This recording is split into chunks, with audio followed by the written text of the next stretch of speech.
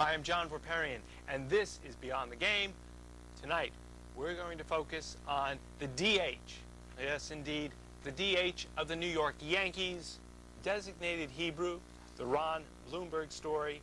And with me to talk about this tale is indeed Dan Schlossberg. Another welcome return performance by Dan on this another successful book. Dan, what's your touch? I don't know how you do it, but how did you come to work with Ron Blomberg on putting together his life story? Well, the whole thing really started because Dick Schaap years ago said to Ron Blomberg, what was it like to be the first DH? And he goes, what do you mean, designated Hebrew? Dick Schaap said, that's a book. Well, years later, Rob Wilson, a literary agent, he used to be with HarperCollins, got hold of the idea, and he came up with a proposal that he wrote, and he approached Phil Pepe and Marty Appel, who've done many Yankee books, and both those guys said, you can't do a book with Ron Blomberg. It's impossible to pin him down to anything. He's a great guy, but you can't pin him down. So then Rob came to me and said, want to take a crack at it? And I said, yeah, I'll get this done. It's a challenge. I like challenges. And also, I'm not a Yankee guy. I'm a Braves fan. I'm an outsider, but I love baseball. And I thought it's a real good story, and I love Jewish baseball. And there's been such an outcry in the last couple of years with the Jewish Major Leaguers card set and the Jewish baseball weekend at the Hall of Fame that Marty Appel put together a couple of years ago. And I thought, this is a good story, and Ron deserves to have the story told. So I said, yeah, I'll do it. Just mentioning the Jewish baseball players weekend, the Dodgers, the Giants, their history seems to have been that they were looking for a Jewish ball player to be on their franchise. Can you talk just a little bit about the historical perspective, and we can tie it back to Blomberg? Traditionally, the Dodgers and the Giants, who also were in New York until the end of the 1957 season, they wanted Jewish stars. They wanted to get the Jewish guys, Jewish fans through the turnstiles. Pretty obvious connection. In the 40s, at one point, the Giants had 5 Jewish ball players at once. I mean, they knew, they wanted to get, like the Mets have Jewish heritage tonight. Yeah. Well, these 2 New York ball clubs, they knew they had a big Jewish audience out there. On the other hand, the Yankees were a little bit, hate to say, anti-Semitic traditionally, their ownership, not their current ownership, we're talking way back when, and they deliberately avoided signing any Jewish ball players. The only one in the entire history of the Yankees before Ron Blomberg was Jimmy Reese. But who knew that Jimmy Reese was Jewish? It sounds Irish to me or something. His real name was Hyman Solomon, and he was Babe Ruth's roommate, but he changed his name because there was so much anti-Semitism at the time, and he wasn't a real good player anyway. But in 1967, the Yankees were down on their luck. Mike Burke, CBS, they were running the team. This was before Steinbrenner. And they would try anything. And Ron Blomberg was going crazy, hitting the baseball in his home in Atlanta. That's where Ron is from. And he was the #1 draft choice in the country because the Yankees had finished last the year before, 66. And Blomberg was their #1 draft pick. And they said he was going to be the next Mickey Mantle or the Jewish Mickey Mantle or something. And Ron was a Yankee fan, so he couldn't wait to sign with the Yankees. So it was a natural. And by 69, he was in the major leagues. And then he came up to stay in 71. Well, I know on the back of Designated Hebrew, I'm going to see if we can work this. This is a very, this may be a draft pick picture of Ron Blomberg? I think a little bit later. A little bit later. Okay. The hair is not real. I know, we shouldn't talk about hair, John. But why? I've got a full set. But you mentioned Atlanta.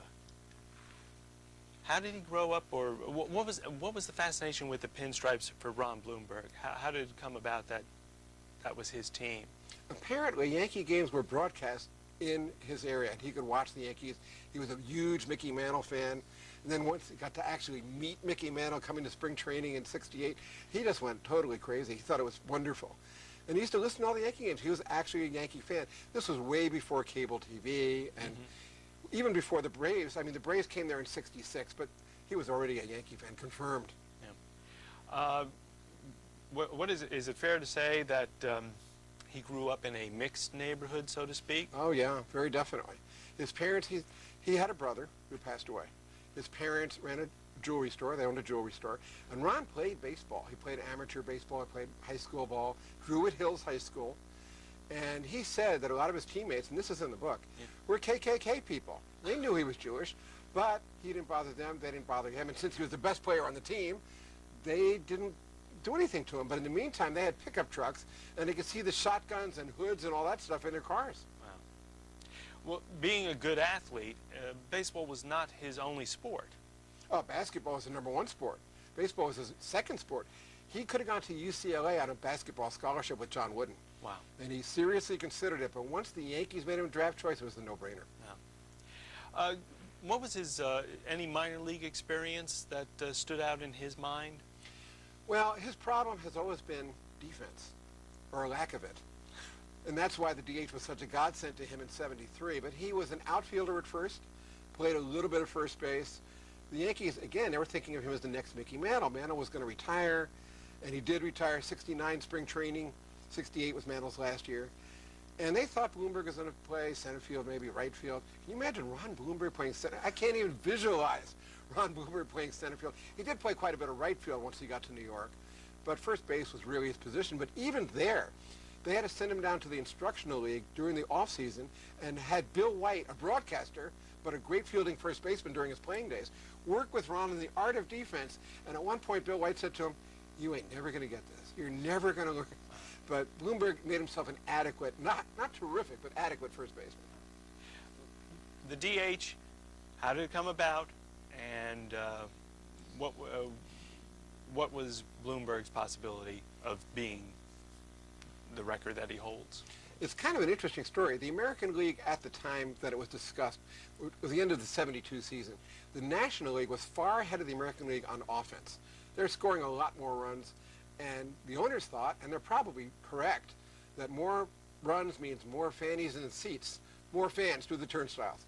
So the American League said, well, what can we do to make us even or ahead of the National League? And so they decided to do this as a 3-year experiment. A designated hitter, originally called the DPH, by the way, designated pinch hitter, would come to bat in place of the pitcher every time the pitcher was supposed to come to bat, except he wouldn't take the field, and the pitcher wouldn't have to lose the game. Now, this really changed baseball strategy severely. I mean, Billy Martin later was accused of leaving his pitchers in too long when he was with Oakland. You didn't have to pinch hit for your pitcher because you had the DPH. You just had to know when to take the pitcher out. It totally changed baseball strategy. It also made life harder for other pitchers because instead of facing 8 batters and 1 easy out, you had to face 9 pretty good hitters. So it prolonged the careers of a lot of stars. Orlando Cepeda, Billy Williams, Harmon Killebrew, Hank Aaron even became a DH. But Bloomberg was a young guy, so to answer your question specifically about how it came out for him, in '73, spring training, Bloomberg never served as the DH, not even once. But right at the end of spring training, he injured his hamstring just slightly, and they got to Fenway Park in Boston for the opening game, April 6, 1973. And it's cloudy, it's rainy, it's cold, it's in the 30s, and Ralph Houck, the Yankee manager, says to Bloomberg, I don't want you to damage this any further. How about if you serve as DH? And Ron said, what does that mean? What do I do? And Ralph said, you bat 4 times and you eat between at bats, and that's it. You don't have to take the field. And that's exactly what happened. And the interesting thing of that day, there are 2 good stories of that particular day. One is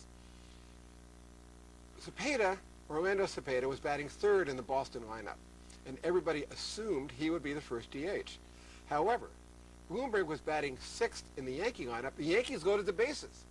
Therefore, Bloomberg got to bat with 2 outs and walked with the bases loaded. Now, that's the other interesting thing. The bat that he used as the first DH went to the Hall of Fame. Marty Appel grabbed it. He was the PR director. He took the bat, and it went to the Baseball Hall of Fame. It's the only bat ever given to the Hall of Fame because of a walk. Bloomberg walked. He never even touched the ball at the bat. Wow. In going up there for the symposium, Ron was there. Who else was at the symposium just recently held in Cooperstown? Elliot Maddox, who converted to Judaism during his playing days, Ken Holtzman, Mike Epstein, Richie Scheinblum, Bob Tufts, who also converted to Judaism, Norm Sherry, and Jane Levy, the author of the Sandy Koufax book. Wow. It was a nice crowd, and it was also the first time kosher food was ever served in Cooperstown. Wow. In going on the road as a player, did Ron discuss with you friendly ballparks? Or you mentioned Super Jew, Mike Epstein. Right.